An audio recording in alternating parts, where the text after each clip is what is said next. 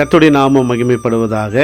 இந்த 2026 ஆண்டின் லெந்து நாட்களிலே இந்த 40 நாட்கள் ஜெபித்து உபவாசம் இருந்து தேவனோடு கூட நேரத்தை செலவிட போகிறோம்.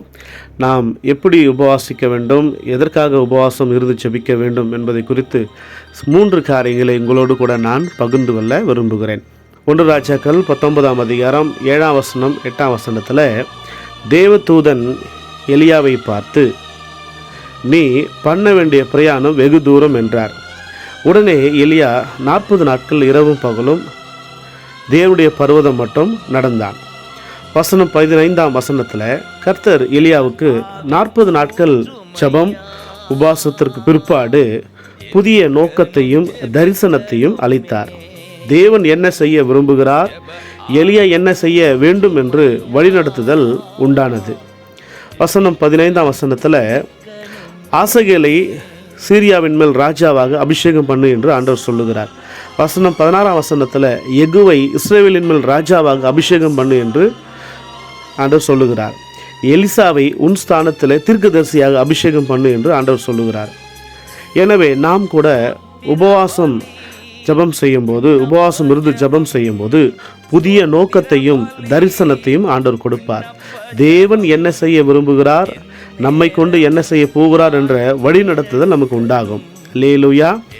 2வதாக யோனா தீர்க்கதரிசன புத்தகம் 3ஆம் அதிகாரம் வசனம் 3லிருந்து 4 முடிய இப்படி வாசிக்கிறோம். நினிவே கவிழ்க்கப்பட்டு போகும் என்று தேவனுடைய வார்த்தை யோனா தீர்க்கதரிசி மூலமாக வருகிறது. வசனம் 5லிருந்து 8 முடிய இப்படி வாசிக்கிறோம். அப்பொழுது நினிவேயின் ஜனங்கள் தேவனை விசுவாசித்து உபவாசம் செய்தார்கள். நினிவேயின் ராஜா மற்றும் பிரதானிகள், சிறுவர் முதல் பெரியோர் வரை மற்றும் மிருகங்கள், மாடுகள், ஆடுகள் உபவாசம் இருந்தன. வசனம் 8லிருந்து 10 இப்படி நம்ம வாசிக்கிறோம். தங்கள் பொல்லாத வழியையும் கைகளின் கொடுமையை விட்டு மனம் திரும்பினார்கள். இதனால் கர்த்தர் அவர்கள் மேல் மனஸ்தாபப்பட்டார், மன்னித்தார், கோபத்தை விட்டுவிட்டார், பரிதபித்தார். ஆமாங்க, நாம் கூட இந்த நினிவேல இருக்கிற ஜனங்களைப் போல நாமும் கூட இந்த மக்களைப் போல தேவனை விசுவாசித்து உபவாசத்தோடு ஜெபம் செய்து பொல்லாத வழிகளை விட்டு நம்முடைய கைகளினால் செய்கிற கொடுமையை விட்டு மனம் திரும்பினால் கர்த்தர் நம்மை மன்னிப்பார், மனஸ்தாபப்படுவார், கோபத்தை விட்டு விடுவார், பரிதபிப்பார். அல்லேலூயா. 3வதாக மத்தேயு சுவிசேஷம் 4ஆம் அதிகாரம் வசனம் 1லிருந்து 11, லூக்கா சுவிசேஷம் 4ஆம் அதிகாரம் வசனம் 1லிருந்து 14. ஆண்டவராகிய இயேசு கிறிஸ்து 40 நாட்கள் இரவும் பகலும் உபவாசம் இருந்தார். உபவாசம் இருந்து ஜெபித்தார். பிசாசு அவரை 3 முறை சோதித்தான். அந்த சோதனையில் இயேசு கிறிஸ்து வெற்றி பெற்றார். பிறகு அவருடைய முழு ஊழியத்திலும் கூட பல முறை அதிகமாக ஜெபத்திலும் உபவாச ஜெபத்திலும் அவர் ஈடுபட்டார். அதனால் பிசாசுகள் அவரை பார்த்து பயந்து நடுங்கின, ஓடின.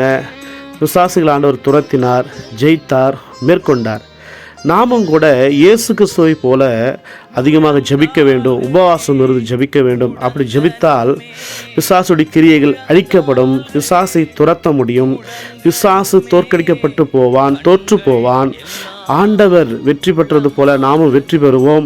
பிசாசு வெட்கப்பட்டு போவான். ஆண்டவருடைய நாமம் மகிமைப்படட்டும்.